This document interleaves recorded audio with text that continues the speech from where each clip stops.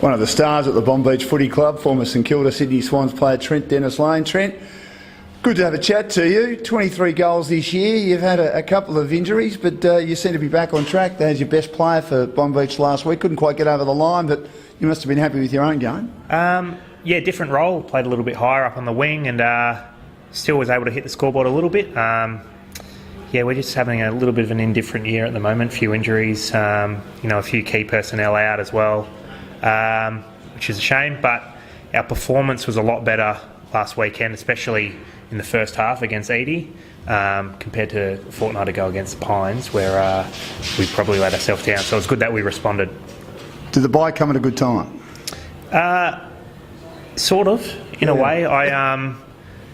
I suppose it gave, well, in my own opinion, it gave me 2 weeks to really let that loss sit in my stomach and burn. I'm not sure exactly how the other guys dealt with it, but I think we sort of had a little bit of time to really delve into what was going on and made a few little changes. Didn't completely throw out the game plan, but tweaked it a little bit, and I think it showed we're on the right track again on the weekend. And it helped you get over the knee injury completely, 100% now? So the knee was fine, and then the shoulder was the latest one. Right. It's feeling pretty good. A little bit of strapping, and yeah, I'm pretty good to go. I just got the all clear from the physio that I can self-manage now, which is good. So no more physio bills, which is nice. Well, that's excellent. Now, there's no room for error really, is there now? Your percentage is not great after the big loss to Pines. Do you still feel you can get your season back on track though? Yeah, I do. I've had a few conversations with people around the club and through my network, and I suppose the message is that we've still got a heartbeat. There's still, 9 games to go. Our destiny's in our hands, and I'm pretty confident that if we play the way we did against Edie, who are a quality side, for the rest of the season, we'll give most teams a good shake. So who knows? I suppose that our destiny's in our hands.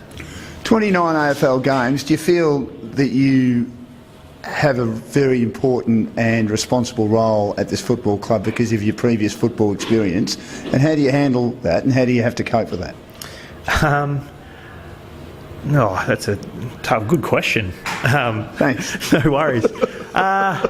Look, I suppose that's probably one of the reasons why I'm an assistant coach here as well, because I've got a wealth of knowledge, been at the higher levels, but I don't really walk around with any sort of arrogance or anything like that. It's still a very, very strong competition. I've been held goalless multiple times by some good defenders.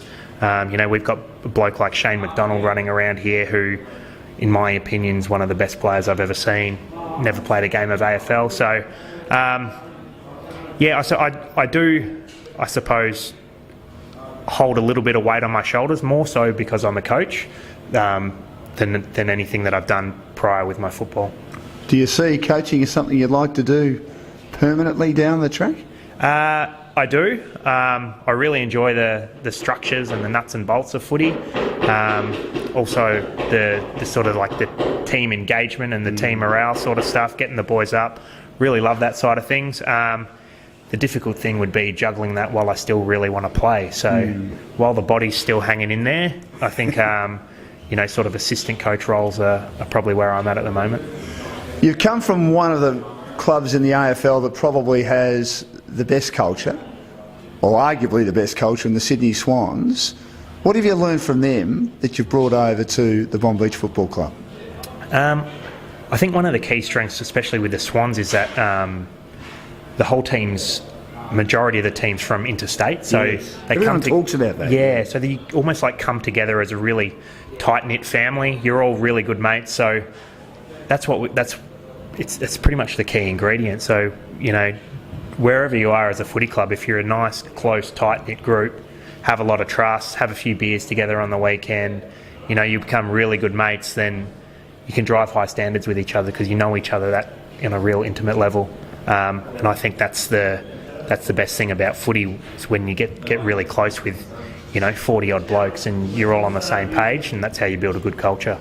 What do you remember about your goal in the 2010 qualifying final, which got the Swans over the line? They dominated the first half. A bloke called C. Judd for Carlton dragged them back into it, and then Trent Dennis-Lane kicked an absolute ripper to get his team into a semi-final.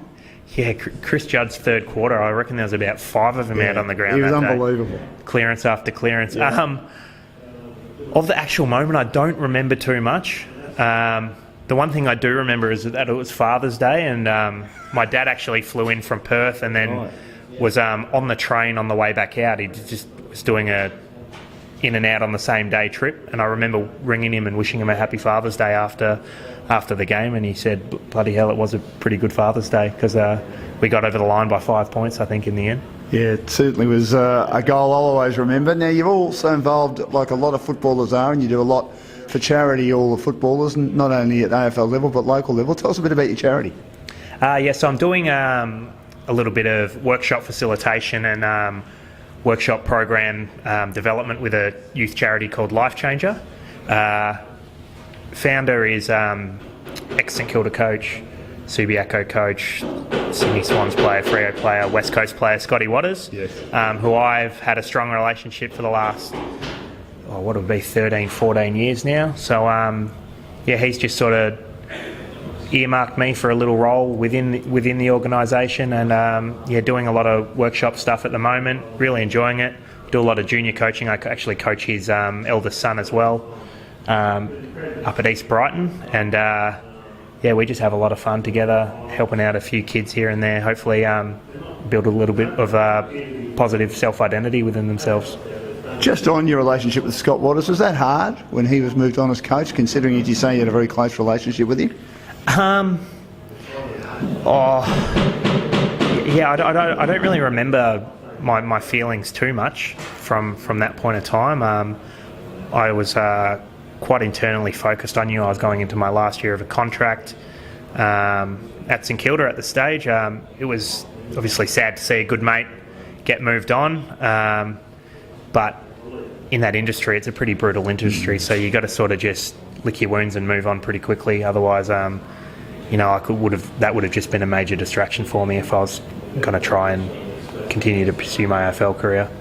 Is it too brutal at times? Do you think, though, it's made you a better person, having spent time in the AFL system?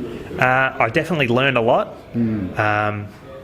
Not much you can put on your resume from it, but I definitely learned a lot of life skills and a lot of things about myself, how to interact with people, understanding different personalities, and it's just such a high-pressure environment that you sort of learn. Yeah, you do learn a lot about yourself and how to handle different sort of situations in later life.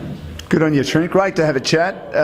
Good luck to Bonbeach for the rest of the season. They've got this fantastic facility here, and they played some good footy last week against Edith Vale Aspendale. Good luck with your charity, and thanks for joining us. Cheers, thank you very much. Good on you, mate. Thank you.